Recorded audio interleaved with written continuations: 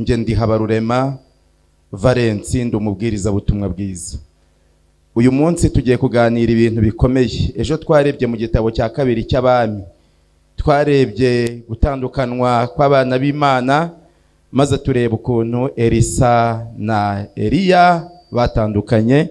Eliya na Elisa gutandukana kwabo byari ibirori, byari ubukwe, byari byiza cyane, byari umunezero uhebuje tutabasha kuvuga. Nubwo Elisa yumvaga bimubabaje, bimushenguye, bimugerageje, ariko byari umunezero kuko icyo yasabaga icyo gihe yagenje ate yakibonye. Elisa yari yararetse imitungo ye, areka urugo rw'iwabo aho yari yaravukiye hakomeye, ariko yemera gusiga inka ze, ndetse asiga agize uko azigenza ngo yikurikirire umuhanuzi w'Imana amenye iby'inzira y'agakiza. Ariko Imana ishimwe ko Elisa icyo yashakaga yakibonye. Rero ndanezerewe cyane muri aya materaniro, kandi nanone nongeye kunezezwa nuko ndi kumwe n'umugore wanjye. Burya iyo turi kumwe mu materaniro nabyo biranezeza. Muzamenya agaciro ko kwicara mu materaniro uri kumwe n'umuntu mwashakanye. Ubonye umuntu wicaye mu materaniro umwaka, akicaramo 2, akagira imyaka 3, akagira 4, afite uwo bashakanye ariko ataza mu materaniro uwo muntu yicayemo, cyangwa umwe yaba yicaye hano undi akicara hariya. Hari ikintu kimwe giherutse kumbaho ndababara cyane mu buzima. Nicarana n'umugore wanjye mu materaniro, iyo ntari kubwiriza nk'uku nguku iteka turicarana, maze ejo bundi umuntu aza tuzaniye igitabo cy'impano ku isabato yashize y'umuryango. Maze amaze kwicara, kuko n'abana bose twari twajyanye n'abandi baba mu rugo, mbona intebe irarangiye, intebe bari bayujuje. Ndagenda nicarira ku yindi ntebe. Bati abantu, umugore n'umugabo we bicaranye hano, bati bahaguruke tubaha impano. Noneho nkabona ari kureba aho nicaraga, kandi ntabwo nari impari. Ndababara, ndavuga nti se ngende none se musange ko ndabase ndi kuviyora amateraniro, kandi birambabaza cyane. Ariko mbona habonetse umuntu umwe gusa mu iryo teraniro, mbona bamuhaye impano. Ati noneho wicaranye n'abuzukuru be, wicaranye n'umwuzukuru we nawe aboneka ari umwe. Dusohotse arambwira ati iki gitabo nari nakizanye ari wowe nkizaniye. Ati nari narabigambiriye. Ati uyu munsi wabaye iki? Numva ndahombye koko. Uwo munsi numva ngize igihombo kinini. Ariko uyu munsi bwo ndanezerewe. Nejo no mu gihe nakoraga amateraniro i Nyanza, nabwo twarajyanaga buri munsi, ngira ngo yasibye rimwe. No mu materaniro makuru twabaga turi kumwe hariya hano hirya buri munsi. Yasibye ari uko ajyanye abana muri gahunda z'abana bari bafite z'amarushanwa y'intara, arimwo abafasha kugira ngo bamenye ibyo bazaba bari kumwe bajyanye muri ayo marushanwa. Rero nshimira Imana cyane, kandi n'abafite abo bashakanye batajya bajya mu materaniro ngo bajyane, ndabasabira ngo Imana izabibahe, maze bazagira uwo munezero, bashimira Imana cyane. Uyu munsi turareba mu gitabo cya mbere cy'abami, ejo twarebye mu gitabo cya kabiri cy'abami. Hari amagambo arimo turaza kuganiraho. Ayo magambo ndashaka ko umuntu wese turi buganire arashimira Imana cyane ibyo ibyiza turabona, ndetse n'ibyo turabona bitari byiza tukabyanga tukabigendera kuri. Yesu ashimwe. Abafite Bibiliya zanyu murambure mu gitabo cya mbere cy'abami igice cya 13. Igitabo cya mbere cy'abami igice cya 13 ni igice abantu bose bazi. Nta muntu utakizi usoma Bibiliya ubanza ari nacyo baheraho abenshi. Ariko haranditse ngo umuntu w'Imana avuma igicaniro cya Yerobowamu. Ubwami bwa Isirayeli bwari bumaze kwigabanyamo 2, maze Yerobowamu yari afite utununga twaho abantu bazajya basengera. Maze rero bukeye haza umuntu w'Imana.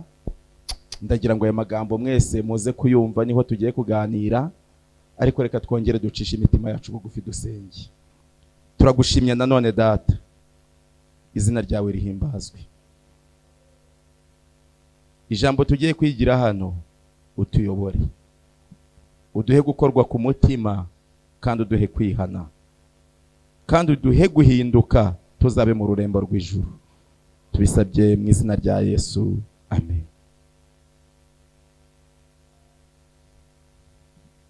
Icyigisho cy'uyu munsi kiravuga ngo icyaha kimwe gusa. Bingahe? Bingahe? Bingahe? Kimwe. Bukeye haza umuntu w'Imana avuye i Buyuda aza i Beteli azanwe n'ijambo ry'Imana. Ubwo Yerobowamu yarahagaze ku gicaniro yose imibavu yayoserezaga he? Yesu ashimwe. Atera hejuru avuga kuri icyo gicaniro ati, ijambo ry'Imana riti, wa gicaniro we, Uwiteka avuze atya ngo, mu nzu ya Dawidi hazavuka umwami witwa Yosiya, nuko kuri wowe niho azatambira abatambyi bo mu ngoro bajya koserezaho imibavu, kandi kuri wowe niho bazatwikira amagufwa y'abantu. Murongo wa 3. Uwo munsi yerekana ikimenyetso cyabyo ati, iki nicyo kimenyetso Uwiteka atanze, iki gicaniro kiri busadukemo kabiri, ivu ryacyo riseseke. Uwo muntu w'Imana yaravuze ati, ikintu gikomeye, aravuga ati, mu nzu ya Dawidi hazavuka umwami witwa Yosiya, kandi avuga ikintu gikomeye, ikintu kiri bubabere ikimenyetso nuko iki gicaniro kiri busadukemo kabiri, maze bagira ngo ni ibintu byoroshye. Murongo wa 4, nuko umwami Yerobowamu amaze kumva ko uwo muntu w'Imana avugiye ku gicaniro cy'i Beteli, amutunga ukuboko ahagaze ku gicaniro, aravuga ati, nimumufate.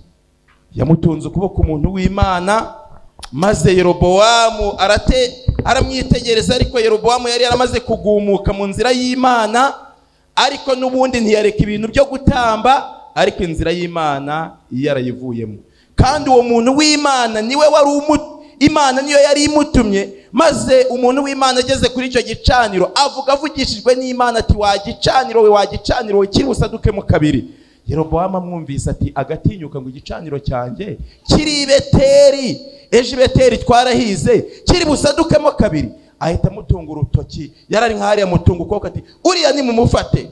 Maze igihe yamutunga ukuboko, uwo mwanya ukuboko yari amutunze kuranyunyuka, bituma adashobora kukugarura. Ukuboko yaragutunze gutya Yerobowamu, ariko amaze kugutunga umuntu w'Imana ntabwo yongeye kugenza ate kukugarura. Uko kuboko kwagumyeyo, uko kuboko ntikwagaruka. Ndagira ngo mbabwire igitekerezo niboneye mu rusengero, nta muntu wakimbwiye, kimaze imyaka myinshi. Ibyo hari aho njya nakivuga abantu bagahita bavuga ati, turamuzi, twari duhari. Kandi aho hantu nari mpari, ntabwo ari ibintu nabwiwe, si igitekerezo, ni ibintu byabayeho. Nari ndi mu rusengero rumwe ahantu hamwe, ngiye kubona mbona umubwiriza arabwirije. Igihe umubwiriza yabwirizaga, umugore umwe wari wicaye mu materaniro arahaguruka, arahagarara, ashima mu mutwe n'amaboko abiri, imisatsi imwe akayizana ku ruhande rumwe, iyindi ku rundi ruhande, ashima mu mutwe, noneho imisatsi arayivangavanga kwa kundi ibishokoje, arashima cyane mu mutwe ati, ninde wakubwiye kuza kubwiriza ibyanjye hano? Mwaye materaniro wabibwiwe nande? Maze amureba igitsura ati, nagusanga aho ku ruhimbi avuga ibintu ntari buvuge, ati maze nkakwereka. Nari impari, ntabwo ari ibintu nabwiwe. Kandi uwo wabwirizaga yabwirizaga ibintu ari kwisomera muri Bibiliya, undi aho kugira ngo amenye ko ari gukorwa ku mutima n'ijambo ry'Imana ngo rimubere umucyo bitume yihana, maze abikora atyo. Umubwiriza hari hakiriwe indirimbo za 200, maze atora indirimbo, iteraniro ryose riraririmba. Iririmbye, wa mugore aricara, yicaye umubwiriza arongera arabwiriza, ageze hagati ndate, ariko nagusanga aho ku ruhimbi igihe wampereye uvuga ibyanjye wabibwiwe nande? Ninde wakubwiye ibyanjye ngo ubwirize ku ruhimbi bari byo uvuga gusa? Nari mpari. Maze umubwiriza arongera yitorera indirimbo, araririmba, iteraniro ryose riraririmba rihimbaza Imana cyane. Rimaze guhimbaza Imana, maze wa mugore arongera aricara, kandi ubwo n'ubwa kabiri. Maze amaze kwicara umubwiriza arabwiriza. Igihe yongeye guhaguruka, umubwiriza ahita asoma isomo risoza. Maze amaze gusoma isomo risoza, wa mugore wari uri kumutunga urutoki asohoka ari gushima mu mutwe ahekenya amenyo. Uwo mugore yatashye arwaye, yaje mu rusengero ari muzima, hashize iminsi arapfa. Iyo ndwara yarwaye niyo ya nyuma, nta yindi ndwara yarwaye. Yavuye aho arwaye, naramwitegereje hanze y'urusengero ngo ndebe ko ari muzima mu mutwe. Mbona ari kuganira n'abantu, mbona ni muzima, mbona azi ubwenge. Ndamwitegereza mbona afite ubwenge, ariko yatashye ari guhinda imishyitsi, kandi guhinda iyo mishyitsi atyo ntabwo yongeye kuzagaruka mu materaniro ari muzima. Ntiyongeye kugaruka, uwo munsi niwo yasenze, kuko muri icyo cyumweru nta minsi yindi irashira ngo abantu baterane. Twagiye twumva ngo runaka yapfuye, n'amazina ye rimwe ndaryibuka, ndarizi. Mbo rero umuntu w'Imana iyo avugishijwe n'Imana, ari Imana imuyoboye, abantu bakwiriye kwirinda cyane ku bintu by'Imana. Ibintu by'Imana ni ibintu byubahwa. Miriyamu na Aroni bakora icyaha kimwe gusa, niko birivuga. Bitegereza umugore wa Mose, basanga ni umunyetiyopiyakazi, baramunegura. Bibiliya ivuga ko bamuneguraga iby'ukuri, kuko Bibiliya iravuga ngo kandi koko yari umunyetiyopiya. Iyo bamaze kuvuga aho bamuneguye ngo ni umunyetiyopiyakazi, Bibiliya itishyira ngo kandi koko. Ibyo nabisomeye hano kera, sinongera kubisubiramo, kuko hari uwaba yarabyumvise yabona nongeye kubisoma kumva arabirambiwe. Kandi koko niko Bibiliya ivuga ngo yari umunyetiyopiya. Barangije bamara iminsi 7 ari ababembe. Mose umugabo w'uwo munyetiyopiyakazi niwe wagiye kubasabira, Imana ibasubizamwe ubuzima. Bari bamaze kuba ababembe, bari bakoze ibyaha bingahe? Kimwe cyo kunegurana, kimwe gusa. Icyo kimwe cyonyine cyo kunegurana nicyo cyonyine cyari kibakozeho. Ariko hari ikintu gikomeye kuri uyu murongo turi gusoma. Maze amutunga ukuboko. Uwo mwanya ukuboko yaramutunze kuranyunyuka, bituma adashobora kukugarura. Igicaniro nacyo gisadukamo kabiri, ivu ryacyo riraseseka, nk'uko ikimenyetso uwo muntu w'Imana yari yatanze cyari kiri, agiheshejwe n'ijambo ry'Imana. Murongo wa 6, umwami abwira umuntu w'Imana ati, ingingo Uwiteka Imana yawe nsabira ukuboko kwanjye gukire. Hari ubwo yamubwiye ngo reka nsenge. Yerobowamu yaravuze ngo reka nsenge. Yerobowamu yavuze ngo iki? Mukingura amadirishya haboneka umwuka mwiza. Abegereye, buri wese wegereye idirishya rikingure. Ingingo Uwiteka Imana, buri wese uryegereye rikingure, uwumva ari bukonje yimuka aho yicaye ajye kwicara ahandi ariko rikinguye. Ingingo Uwiteka Imana yawe, niko nasomye muri Rengera Ubuzima, ahantu abantu bateraniye ngo hagomba kuba hakinguye hari umwuka. Ingingo Uwiteka Imana yawe. Yesu ashimwe. Ingingo iki? Inginga nde? Uwiteka Imana ya unsabira ukuboko kwanjye gukire. Ariko navuze ni Yerobowamu Imana yaramuhamije koko. Imana yaramuhamije. Ingingo Uwiteka Imana yawe. Icyantangaje ko Yerobowamu yari asanzwe asenga, kandi Yerobowamu akaba yarashyizeho ibicaniro, kandi akaba yarafite utununga asengeraho. Ndababaza ikibazo, kuki atavuze ngo ingingo Uwiteka Imana yacu? Aho murabyumva? Hari ubwo avuze ngo ingingo Uwiteka Imana yacu, hari ubwo avuze ngo ingingo Uwiteka Imana yanjye, hari ubwo Yerobowamu yavuze ngo reka ni ingingo Uwiteka Imana yanjye. Yaravuze ngo ingingo Uwiteka Imana yawe. Nubwo abantu bihandagaza bakihamya, iyo umuntu atarimwe ubuntu bw'Imana arabimenya. Iyo umuntu atarimwe ubuntu bw'Imana arabimenya. Yashobora kubeshya isi yose ikagira ngo afite ubuntu bw'Imana, ariko ku musozo w'uru rugendo azasanga isi yose yagira ngo arabeshya, atarayibeshya ahubwo ari we wibeshyaga. Yesu ashimwe. ingingo Uwiteka Imana yawe unsabira ukuboko kwanjye gukire. Ariko ikintu cyantangaje nuko uwo muntu w'Imana yingingo Uwiteka ukuboko k'umwami kurakira. Gusubira uko kwari kuri, gusubira uko kwari kugenje gute?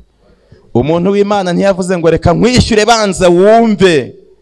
Yahise yumva agize urukundo rwinshi. Ikizagaragaza ko umuntu ari umuntu w'Imana nuko azakunda abanyabyaha, akabagirira imbabazi, akabagirira impuhwe. Ariko nubona n'abantu ari abanyabyaha ukajya uhora ubavuga ubasebya werekana yuko ari abanyabyaha, wowe uri umukiranutsi, uzamenye ko ufite ikibazo gikomeye. Maze agira impuhwe, aramwitegereza ati nubwo ari igihanda yenda ukuboko ni gukira, azamenya Imana.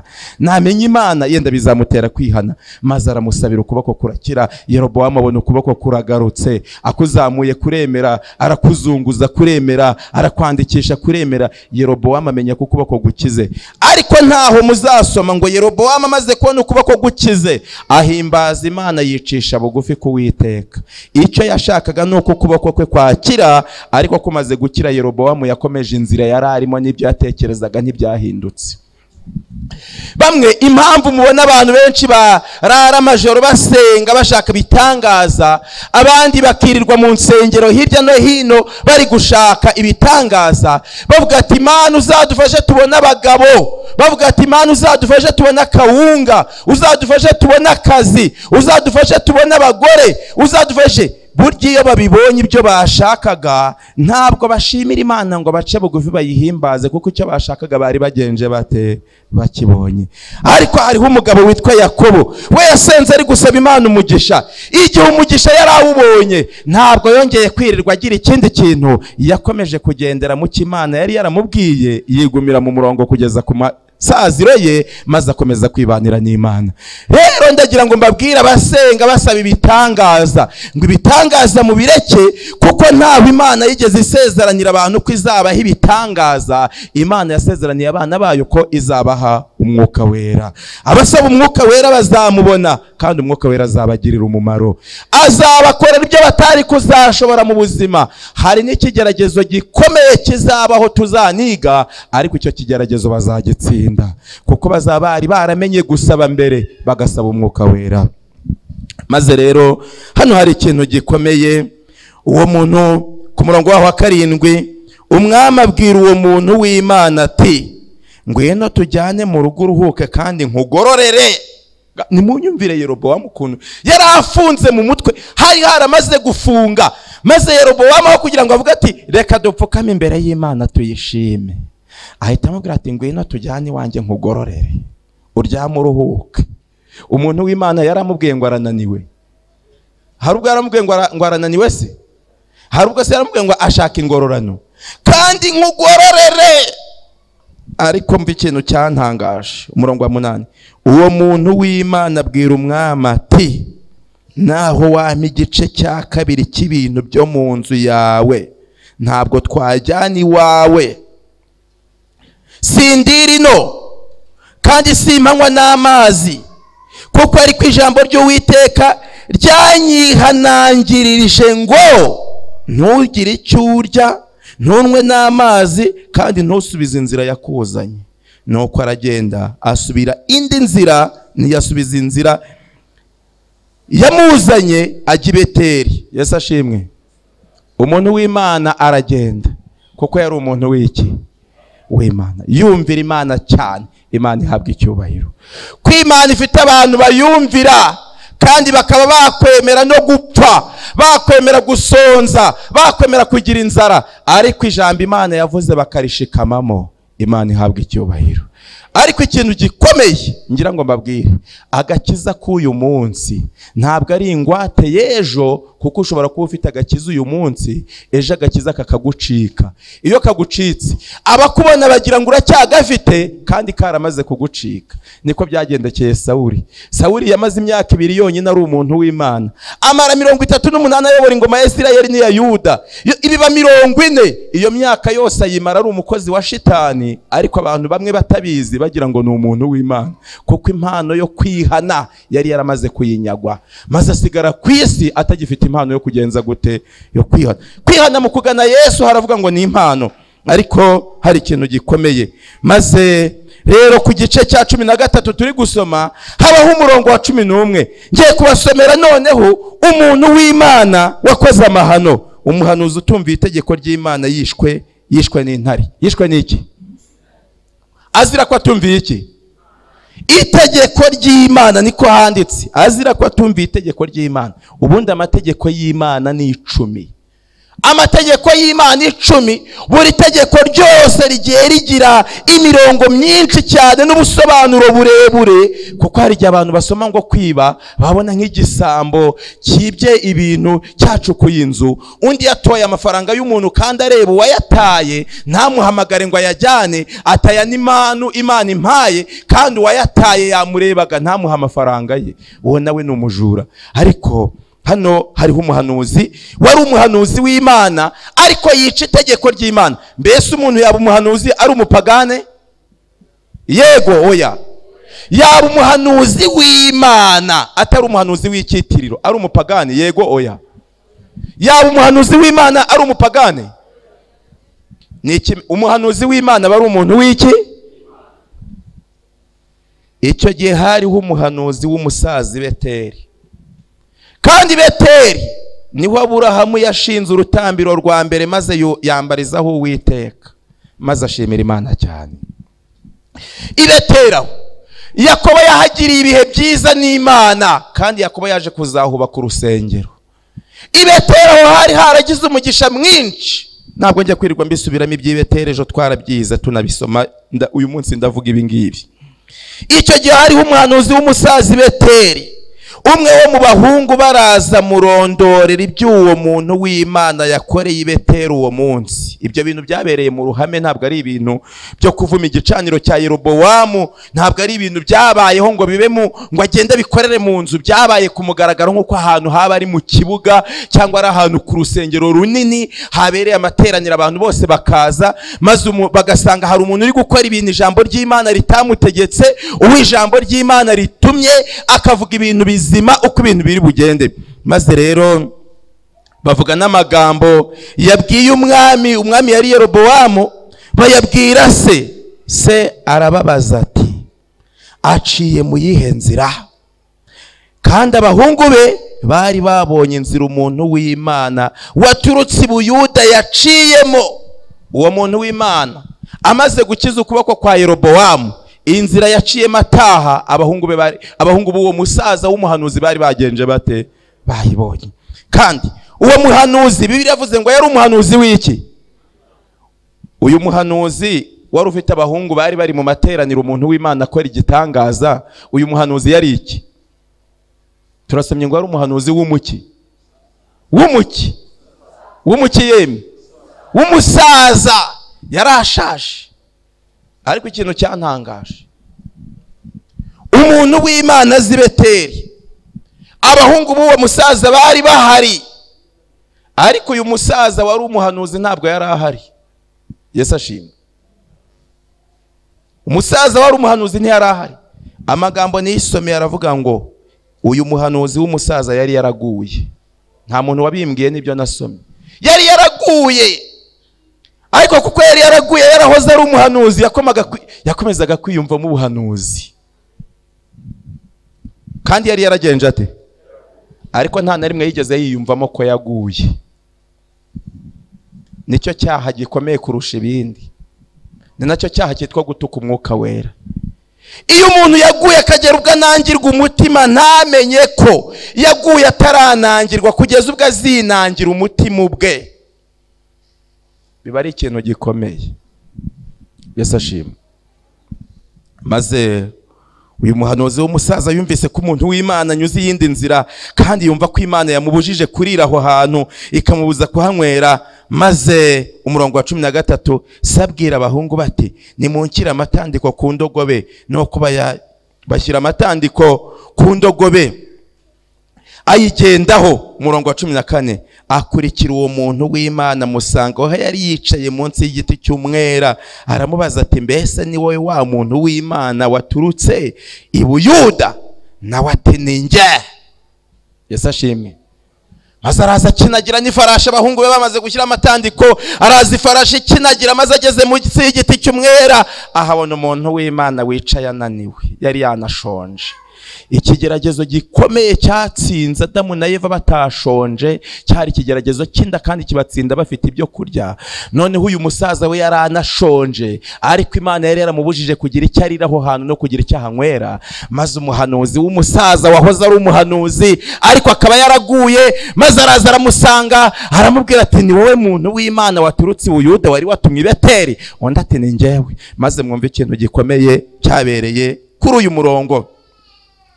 Maze umurongo waho 15 aramubwira ati ngwino dusubirane imuhira ufungure. 16 aramusubiza ati sinemererwa gusubiranayo nawe ngo tujyane iwawe, kandi naha sindi buhasa ngirire nawe ibyo kurya, simpanywa n'amazi, kuko nabibwiwe n'ijambo ry'Uwiteka ngo nekurira ibyo kurya cyangwa kunywera amazi aho, kandi ngo sinzasubiza inzira yanzanye. Yagiye kwerekana impuhwe ku muntu wamaze kugwa. Ntabwo ndi buharire ibyo kurya, sindi bunahanywera ibyo kunywa, kuko Uwiteka yanzi. Ntabwo yari kujya kwisobanura, ubundi umuntu atangiye kwisobanura aba yatsinzwe. Nta muntu w'Imana ujya yisobanura. Muzasome ku rupfu rwa Yesu. Yesu ntabwo yigeze yisobanura kuri ba Pilato. Twarwize ku isabato. Yamaje ati ni we mwami w'Abayuda, ku isabato aho twari kumwe twarabyize. Yasubije ijambo rimwe ati ye wakabimenye. Arangije araceceka. Pilato yamubajije ibindi bintu byinshi, Yesu araceceka aramwihorera, kuko icyo Yesu yagombaga gusubiza yari yagenje ate yagishubije. Iyo umuntu yari umuntu w'Imana agatangira kwisobanura avuga ibintu byinshi, aba yamaze kujya kure. Ariko bagira batyo bagasambana, barahoze ari abantu b'Imana, bakagenda bakabiburanira, bakabihagararaho, bakagira batyo bakaba bari mu gakungu kabona umuhungu n'umukobwa bagenda bafatanye ku rutugu kandi ataramushatse.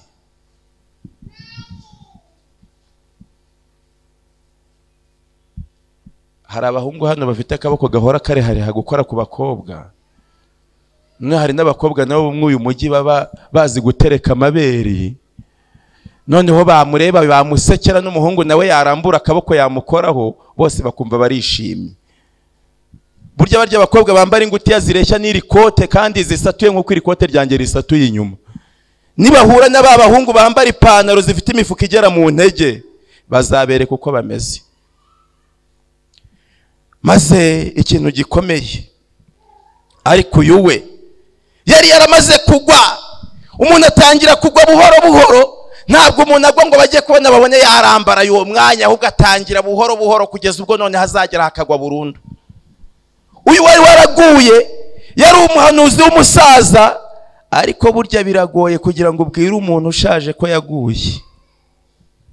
Bisaba kunyura mu nzira nyinshi, ukagenda ukajya kuzenguruka nk'uko Natani yagiye kuzenguruka kuri Dawidi, kandi noneho ari umuhanuzi, ari umunyacyubahiro, aragenda arazenguruka. Ariko uyu we nta wamuzengurutse, ahubwo baraje abahungu be bamubwira ibyo umuntu w'Imana yakoreye i Beteli. Ntiyavuga ati nanjye nari umuhanuzi w'Imana, wama nkongera ngasubirana ubuntu bw'Imana. Ahubwo Shetani yahise mujyamo, kuko yari yarabaye igikoresho cya Shetani. Narasomye ngo uyu muhanuzi w'umusaza yari yarabaye nka Baramu. Baramu yahoze ari umuntu w'Imana, Baramu ari umuhanuzi nawe, ariko baramaze kuzava mu buntu bw'Imana. Niwe wavumye abayisirayeli b'abantu b'Imana, ariko abayisirayeli uko yabavumaga bakarushaho kumererwa neza cyane. Ariko ikintu gikomeye, uyu muhanuzi w'umusaza yaraje aramubwira ati ngwino tujyane. Ati ntabwo manywera, nta nubwo ndi buharire, niyo wampa ibyo utunze ntabwo njye nabyemera, kuko ijambo ry'Imana nibyo ryambujije. Ntiyavuze ati njyewe ibi bintu ntabwo ndabyemera, ahubwo yaragiye ajya kwisobanura, avuga ibintu byinshi nuko Imana yabimubujije, kandi ari kubibwira umuntu wari umuhanuzi akaba asigaye ari umupagani. Umva uko byagenze. Murongo wa 18 nawe aramubwira ati nanjye ndi umuhanuzi nkawe, kandi marayika atumwe n'Uwiteka avuganye nanjye ati jya kumugarura umujyani wawe arye kandi anywe. jya kumugarura umujyane wawe arye kandi agenza ate. Bibiliya hajyaho utudomo tubiri tumeze nk'utubazo two twitso, imbere hakajyaho ngo ariko yaramubeshyaga. Yagenza gate? Yagenza gate? Ariko yagenza gate? Uyu murongo ngo ariko yaramubeshyaga mwawitayeho. Ariko yagenza gate? Ariko yaramubeshyaga ngo niko Imana igenje ite. Amaze kubyumva ngo yarashonje. Twigeze kwiga ibyigisho bikomeye byavugaga kuri uyu musaza. Uyu musaza amaze kubyumva yicaye munsi y'igiti cy'umwera yananiwe ashonje. Byarambabaje, nagize agahinda kenshi. Satani ngo yateze Mose igihe yarazi ko Mose yamaze kunanirwa. Bageze mu butayu, ntabwo abayisirayeli aribo bari bafite inyota bonyene, na Mose yarayifite. Yarasonzanye n'abandi, kandi urugendo bari baragenze rurerure, bari bararufatanyije abayisirayeli. Abayisirayeli barashega bati dukurira duha amazi tunywe, duha amazi. Mose aragenda yikubita imbere y'Imana, ariko afite umunaniro ati Imana ndabigenza. Imana ati genda bakurira amazi mu rutare. Atufite icyo ati mfite inkoni, genda bakurira amazi mu rutare. Mose aragenda arabitegereza, abatungi ukuboko ati mwa Abayisirayeli mwe babagome, nge na Aroni. Ntabwo yavuze ngo Imana isumba byose ngo irambwiye, yavuze ati nge na Aroni twabakurira amazi muri iki gitare. Maze igitare barakirebye, cyari giteretse nk'ibyuma bibiri, araza arakubita inkoni, arongera arakubita. Imana ibona nitavubura amazi ngo bayanywe, Abayisirayeli baramwica. Imana itireka nemere nyarekure bayanywe, ariko nawe aho yajyaga ntazagerayo. Imana iremerera yarekura barayanywa. Byari byaha bingahe? Kimwe gusa. Haranditse ngo yazize icyaha cyo kwishyiraho icyubahiro cya Yehova. Maze icyo gihe Imana ihita imubwira iti Abayisirayeli baranywa, bamaze kunywa Imana iramubwira iti wowe igihugu cya Kanani ntabwo uzakigeramo. Agira ngo ni ibintu byoroshye, kandi uwo munsi ntabwo urugendo rwari rushoje. Bakomeza urugendo rugeze ku musozo. Ya myaka yose Abayisirayeli bagenze uko ari 40 y'urugendo ishoje, bageze kwijoro, bageze mu gihe cya nyuma. N'Abayisirayeli bandi bamaze kwigira ishyano, baragiye bapfa, baratandukanye n'Imana, bakagenda bapfa. Maze bageze hanyuma hasoza, Mose yiringanije ko bagiye kwambuka. Mu byigisho byitwa ishyanga mu rugendo n'igitabo cyo kubara haranditse ngo umuyaga warahuhaga, maze amatonda ari hakurya Kanani akabahumurira, maze ngo bakabona n'igihugu cyiza giteye ubwuzu, maze bakanezerwa. Bari kuri Yorodani neza, ntabwo handitse ngo bari hirya ya Yorodani, ahubwo handitse ngo bari kuri Yorodani. Maze Mose yiteguye kwambuka, Uwiteka ati kuko utazambuka Yorodani wowe ntuzayambuka.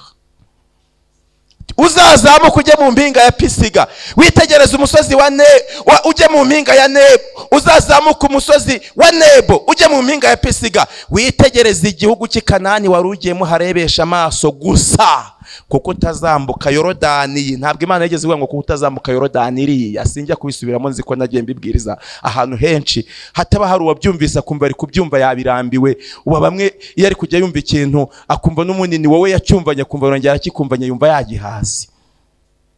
Maze ikintu cyambabaje mu gutegekwa kwa kabiri igice cya 3 ku murongo wa 26, maze ngo yengeye ngo Uwiteka ati kuko utazambuka Yorodani, niko handitse. Imana iramubwira, akomeje gusenga atakamba, Imana iramubwira ngo uherukiraho, ntukongere kumbwira iryo jambo. Nta nubwo Imana yamubwiye ngo urekeraho, yaramubwiye ngo uherukiraho, ntukongere kumbwira iryo jambo ryo kuzambuka ngo uzagera i Kanani.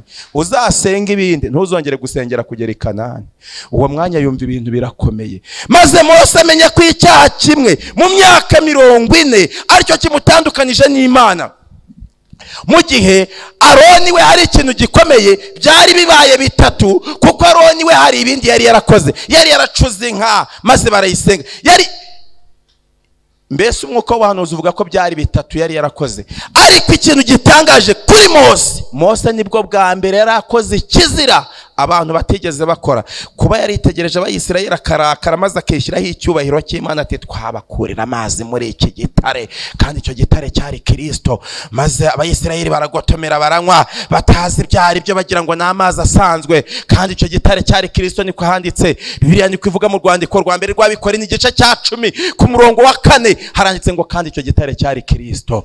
Maze ikintu gitangaje, baragotomera bagira ngo ni amazi, kandi icyo gitare nta n'ubwanditse ngo icyo gitare ngo ni igitare basanze mu butayu. Abenshi babyigisha nabi ngo maze basanga igitare mu butayu ngo baragikubita ngo kivamwe amazi. Nta gitare basanze mu butayu, nta gitare kiba mu butayu kibamwe amazi. Ubigerageza azagenda ajye mu butayu maze agikubite kivemwe ayandi. Ahubwo ibyanditswe biravuga ngo cyari igitare cyabakurikiraga. Icyo gitare cyabakurikiye guhera ahantu hitwa Ipihahiroti hagati y'Imigidori iruhande rw'Ibarisefone. Maze icyo gitare kirabakurikira kijya inyuma yabo. Bibiliya niko ivuga, maze icyo gitare kiragenda kibajya inyuma kirabakurikira kirashorera. Bageze mu butayu bakibonye bagira ngo ni ibuye bahasanze, kandi icyo gitare cyari Kristo. Maze babona amazi baranywa, ariko Mose bacumuje icyaha kimwe kimubuza kujya i Kanani. Maze Mose arirayo kwarika, yibaza ukuntu ari kuzamuka umusozi, ukuntu agiye kureba, maze akareba iburasirazuba n'iburengerazuba. Maze ageze hejuru areba icyo gihugu abona ni cyiza. Imana ngo ntiyakimwereka nk'uko icyo gihugu kiri, ahubwo kimwereka nk'uko kizaba. Maze ngo Imana imwereka ubwiza bw'icyo gihugu. Imana ihita imuhishurira Kanani yo mu ijuru. Yitegereza Kanani yo mu ijuru ukuntu ngo yari nziza, abona Kanani yo mu ijuru itandukanye na Kanani yo mu isi. Abona abana b'Imana bazagera mu gihugu cya Kanani yo mu isi, ukuntu nyuma bazakora ibyaha bakazatandukanywa n'ubuntu bw'Imana. Abona ukuntu Abashuri bazabanyaga maze bakabajyanaho iminyago. Abona ukuntu Abanyababuroni bazabagirira nabi, kandi maze abona ukuntu bazava mu bunyage, maze abona ukuntu bazaba baragize imibabaro. Maze arahitegereza ati mbese ya Kanani naharaniraga n'iriya. Maze Imana imwereka Kanani yo mu bwami bw'ijuru. Abana b'Imana bazayijyamo bazamuka ku rugendo rw'umusozo wo ku munsi w'iminsi 7, ku munsi wa 7 binjira muri Kanani yo mu ijuru bahimbaza Imana. Maze Mose ngo abwira Imana ati uzanyihere Kanani yo mu ijuru. Uwo mwanya Mose Imana iramubwira iti nkubabariye icyaha cyawe. Yikubita hasi kubera umunezero, apana ibyiringiro. Apana ibyiringiro azahabwa ubugingo buhoraho.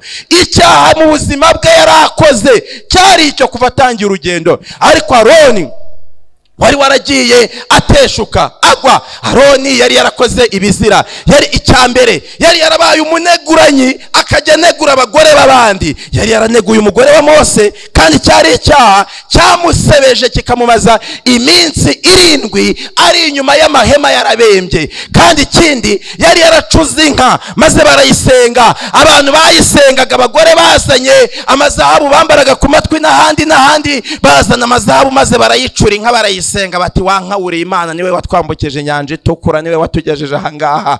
Icyo kizira yari yarakoze cyo gusenga ibigirwamana cyari ikindi, kandi yarakoze ikindi kizira cyo gufatanya na Mose kwishyiraho ko ari bo babakuriye amazi muri icyo gitare. Ibyo bintu rero byari bibabereye ikibazo gikomeye, ariko ikintu kinejeje nuko na Aroni yaje kwihana maze arahinduka. Ibyanditswe biravuga ngo Aroni umusatsi we wari warabaye umweru ngo ashaje cyane. Yibuka mu nzira yanyuzemo ibintu yagiye agomera Imana, ngo maze igihe yazamukaga ari kumwe n'umwana we agiye kumusimbura, maze ngo Aroni azamuka atakambira Uwiteka Imana yo mu ijuru. Maze Imana imubabarira icyaha cye, apana ibyiringiro. Muri Kanani yo mu ijuru azaba hari, kandi na Mose azaba hari. Ariko hari umuhanuzi wari umusaza, yari yaravuye mu buntu bw'Imana. Uwo muhanuzi cyo yarasigaye ari umutekamitwe. Iyo wahoze uri umuntu w'Imana ukava mu buntu bw'Imana ukanga kugaruka, uhinduka umutekamitwe. Maze abonye umuntu w'Imana arakinagira, yari afite ifarashi ayirukankaho, aragenda ifarashi ikinagira, asanga umuntu w'Imana aricaye arananiwe yashonje.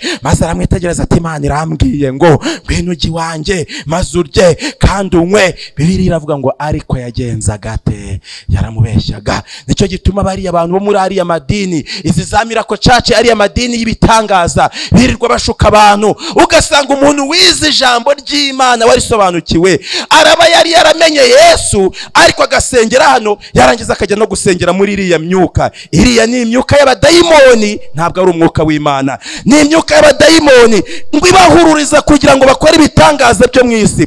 Ejo bundi hari ikindi bazakora batari bakora, bazahamagara n'abantu bapfuye bazuke, bamwe bababone bagire ngo hari ni Yesu wabazuye. Bazakora ibitangaza, bazamanura n'imiriro izamanuka izava no mu ijuru igwe mu isi abantu bayireba. Satani azakora ikintu gikomeye, Satani azajya mu kirere ejo bundi mu gihe kizaza, maze atambame mu kirere ameze nka Yesu yambaye imyenda yera, maze abwira abantu ati nayihinduye. Abantu ngo nibareba mu kirere babone n'ijwi riri kubabwira, maze ngo babaze bati ninyi wahinduye? Maze ngo basubize ati Sabato nayikuyeho. Wayikuyeho kubera iki? Nashizeho umunsi wo gusenga ku cyumweru, abantu bose bajye bawusengaho, ndi Yesu ninjye wabitegetse, kandi ari Shitani uzaba bivuga. Abantu bamenyereye kugendera muri kiriya kigare, bakaba bari hano bakajya na hariya, bakumva ibitangaza, bakumva nibyo bashaka, bazitegereza mu kirere koko babone wambaye imyenda y'imyera ari kuvuga ngo yagenje ate, yayihinduye. Bazarara bahinduka kanye nawe, kuko mu gihe abandi bakiraga imvura y'itumba, abo ngabo ntabwo bigeze bayakira. Yesu ashimwe, Yesu ashimwe. Maranata, umwami Yesu naze. Mbese turi kumwe? Maze aramubwira ati nanjye ndi umuhanuzi nkawe. Bibiri iravuga ngo ariko yagenza gate, nuko asubiranayo nawe. Maze bageze iwe bararya baranywa, bacicaye ku meza, ijambo ry'Uwiteka riza kuri uwo muhanuzi wamugaruye. Maze uwo mugaruye atera hejuru abwira uwo muntu w'Imana waturutse i Buyuda ati umva uko Uwiteka avuze, ubwo wanze kumvira ijambo ry'Uwiteka ntiwitondere itegeko Uwiteka Imana yawe igutegetse, ariko ukagaruka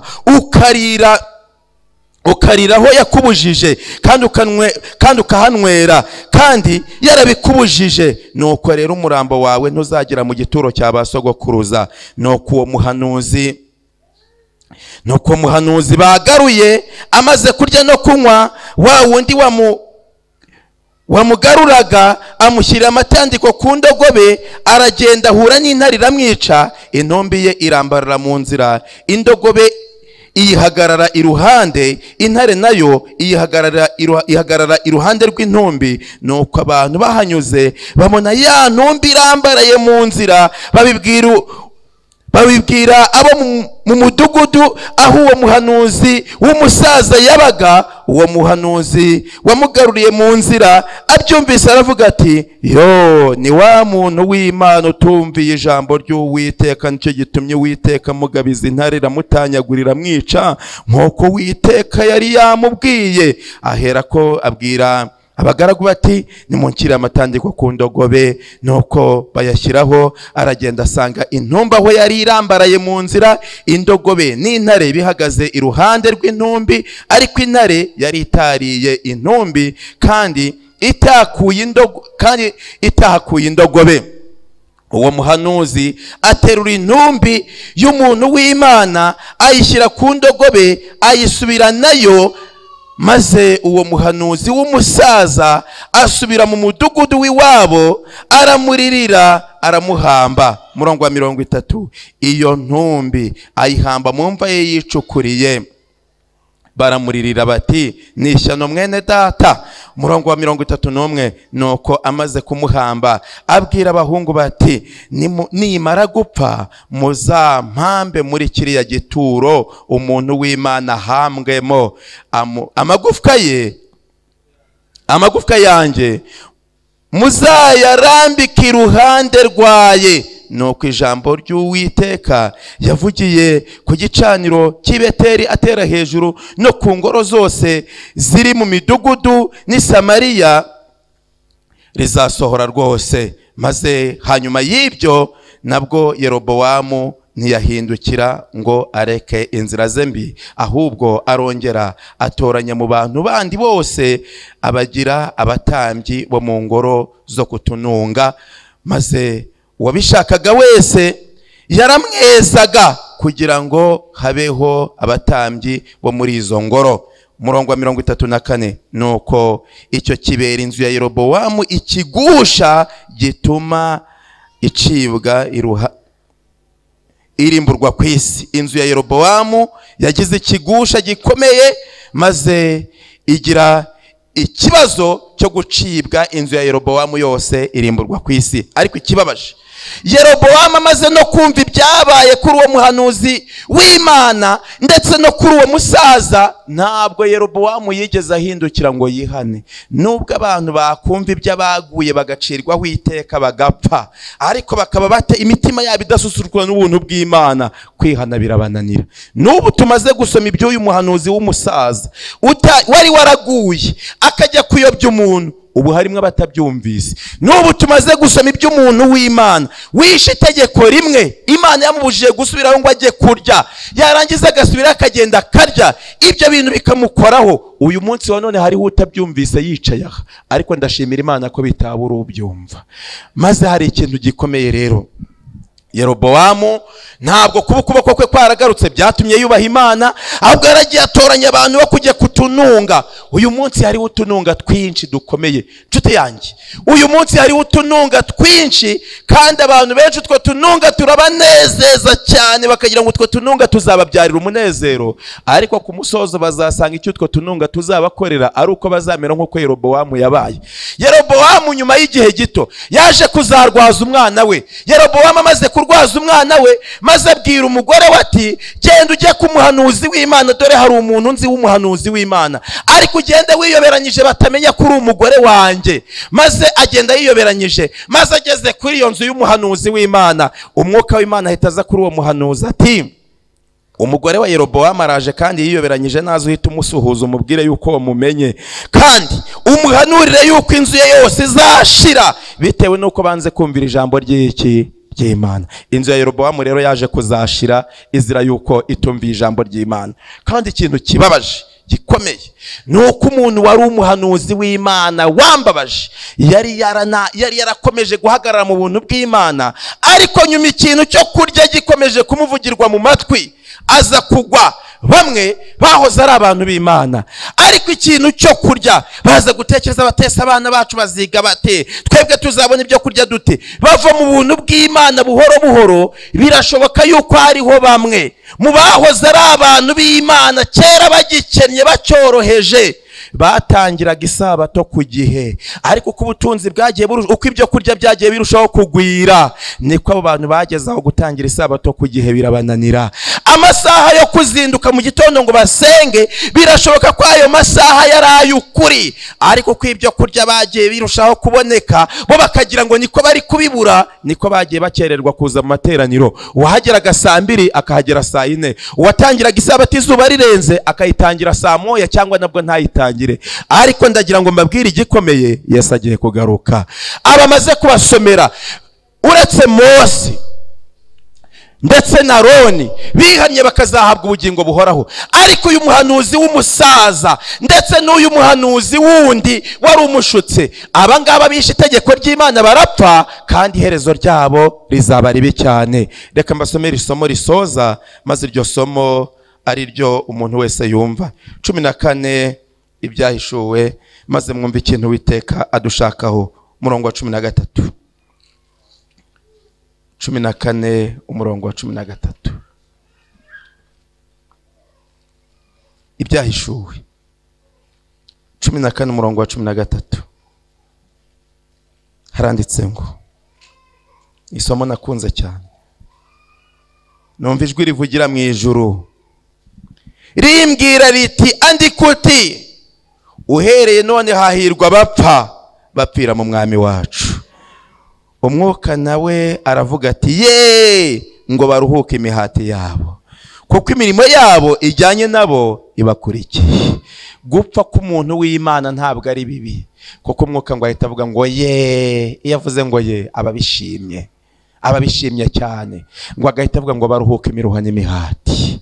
Buriya Mose yararuhutse imiruho n'imihati, Aroni yararuhutse imiruho n'imihati, ariko umuhanuzi utarumviye itegeko ry'Imana kuko yapfuye atongeye kuryumvira, ibyo byabaye bibi. Ikintu cyantangaje, intare ukuntu zikunda inyama, intare yica uwo wari umuhanuzi w'Imana ariko ntiyamurya, kandi n'indogobe yari imuhetse nayo intare ntiyayirya, ntiyayegezayo, ntiyayikomaho, biraguma imwe ihagarara hirya indi ihagarara hino, kugira ngo byerekane ko icyo Imana yashakaga cyari igihano cy'uwo muntu w'Imana gusa, kandi n'uwo wari umuhanuzi w'umusaza akaza agaterura intumbi iruhande rw'intare n'iruhande rw'indogobe ntihagire ikimukoraho, kugeza ubwo yamutwaye maze aramujyana. Arangije ati bazampambe hamwe nawe, kuko n'ubundi bose bari kuzapfa ari abanyabyaha, bari kuzarimbuka. Maze aravuga ati bazampambe hamwe nawe. Yazize yuko yishe ijambo ry'Imana kandi cy'Imana yari yaramubujije. Nshuti yanjye, ndagira ngo mwese murebe ikintu Imana yabuzanyije cyanditse muri Bibiliya, mukitondere. Murabyumvise? Icyo Imana yabuzanyije mugenze mute? Icyo Imana yabuzanyije mugenze mute? Nusoma ngo nubwibone uzabwitondere, ariko njye sinzavuga ubwari bwo, ariko wowe nubisoma uzamenya ko ubufite. Uzagenza ute? Uzagenza ute? Ko mavuga bamwe bagaceceka, numara kuhasoma ugasanga birivuga ngo nubwibone ukabuzi ko ari cyo ufite, uzagenza ute? Uzabyitondera ibyo bintu, uzabyumve. Nusoma ngo hari ibyo kurya Imana yakubujije, ibyo nabyo uzabyitondere, uzamenye ko ubwo byanditse ariko Imana yagenje te yavuze. Kandi nusoma ngo ni igihe cyo gusenga abantu bagasaba imvura y'itumba ukumva ntayo ufite, abandi barayihawe abandi bari kuyihabwa, nabyo uzabyitondere, kuko uzamenye ko ikintu Imana yandikishije nubwo cyaba cyoroheje burya kiba gikomeye. Hari ababwiye ngo kiriya giti ntibazakirye ntibazagikoreho, barareba babona ari igiti gifite amashami n'imbuto gisa n'ibindi, bakagira ngo ubwo ni igiti nk'ibindi. Abo bantu baza koshywa maze icyo giti barakirya, ariko inyungu bakuyemo nuko babonye bambaye ubusa. Nshuti yanjye, ikintu Imana yabuzanyije cyose uzakireke, kandi icyo Imana yakwemereye uzemere ucyemere. Icyo Imana yakwemereye nucyemere uzagira amahoro menshi.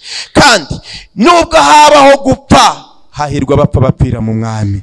Kandi umwuka ngo aravuga ngo baruhuke imiruho n'imihati yawe. Imana yo mu ijuru izaduhe gupfa dupfiriye mu Mwami wacu, kandi Imana izaturinde kugwa buheriheri.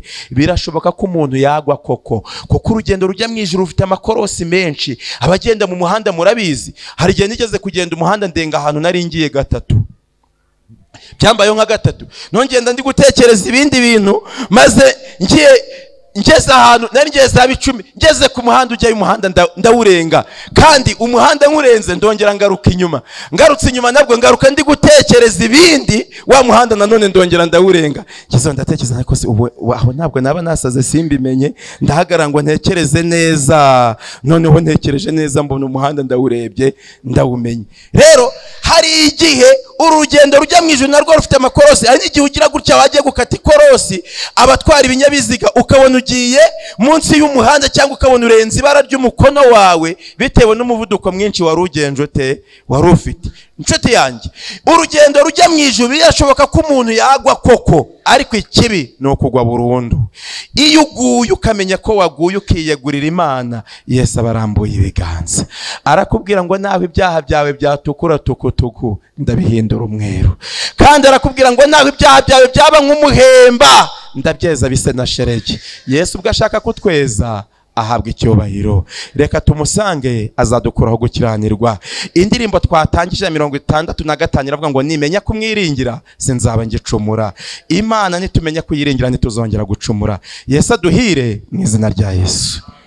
Keretse niba hari uvuga ati Mwami, nanjye numva narateshutse mu nzira zawe, ndetse hari ibyo nakiraniwe kandi nahoze nemera kera, ariko ubu nkaba naravuye mu murongo, nje kwiyegurira Imana. Ahaguruke dusenge. Imana ibahe imigisha mu izina rya Yesu.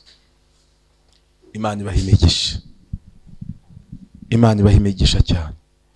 Mbese hari umuntu wumva ashaka kwiyegurira Imana by'umwihariko, ari umushyitsi cyangwa akaba afite ahandi hantu asengera, ariko akavuga ati nanjye ndumva hari ibintu nica byanditse muri Bibiliya, ariko uyu munsi wa none nje kwiyegurira Imana ngo ntazongera, ngo aze hano dufatanye gusenga by'umwihariko hano ndi.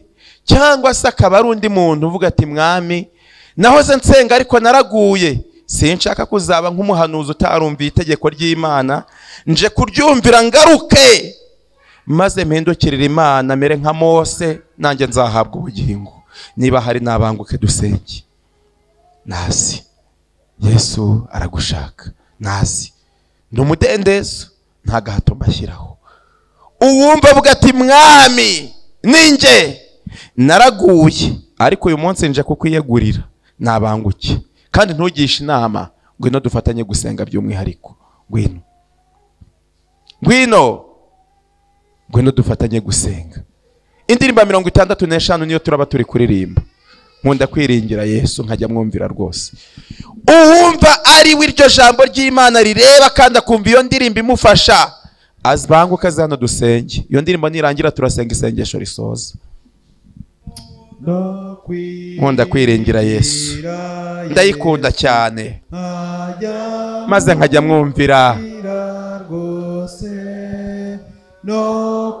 Uwumva yaravuye mu masezerano ye n'Imana, abanguke dusenge. Ngwino muyoboke mwami rwose, nkuyoboke mwami, nkuyoboke. Hari n'umushyitsi uvuga ngo uyu munsi ni wo wanje, yatambuka. Muyoboke. Ushaka kuyoboka Yesu wese ni umudendezo. Nkunda kwiringira Yesu, nyizwa n'amaraso ye. Maraso Yesu nsemba w'ibicumuro byose, akabinkuraho, niyantunganya. Haleluya. Muyoboke mwami rwose. Najyaga nshidikanya. Yesu fasha. Iyo ndirimbo ni isengesho. Icyo gice ndakibatuye, nimenya kumwiringira, sinzaba ngicumura, bizaba byarangiye. Niba uri hano banguka uze dufatanye gusenga. Imana ibaha imigisha, iyizire. Imana iguha imigisha, agakiza abandi banzi uzakijyanire. Ngwino. Niba hari n'undi nabanguke, wigira ubwoba. Ngwino. Uvuga uti nje kukuyoboka mwami, nje kukuyoboka. Najyaga nshidikanya, none gushidikanya ndashaka ko bimvamo. Ndaje. Banguka gushidikanya kukuvemo. Banguka witinda. Banguka. Mpimbajwe no kukumenya Yesu mukiza wanjye. Ngwino. Urajya gutambuka ukagira icyoba, Yesu nakumara ubwoba. Tera intambwe imwe gusa burahita bushira. Imwe yonyine yitere burashira. Maze uze dusenge. Muyoboke mwami, muyoboke mwami. Ngwino Yesu aragushaka. Najyaga nshidikanya, ariko gushidikanya kumvuyemo. Yesu. Imana ihimbazwe.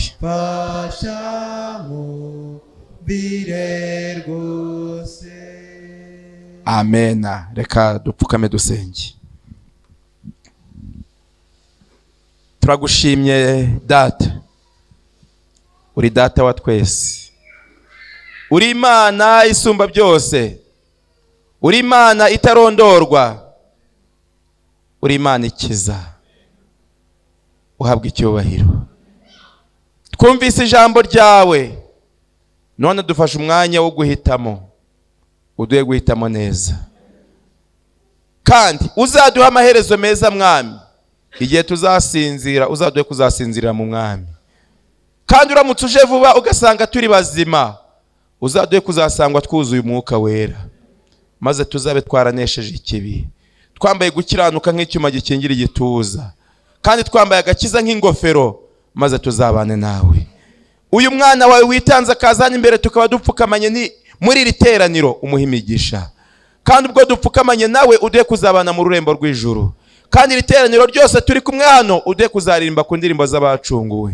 Ubwo dutandukanye uzongere kuduhuza turi bazima, turi amahoro, kandi uzongere kuduhuza twese dushima urukundo rwawe. Ejo mu materaniro uzatwongerera abakizwa, ejo mu materaniro uzadusohorezaho isezerano wadusezeraniye. Tubisabye mu izina rya Yesu, amen.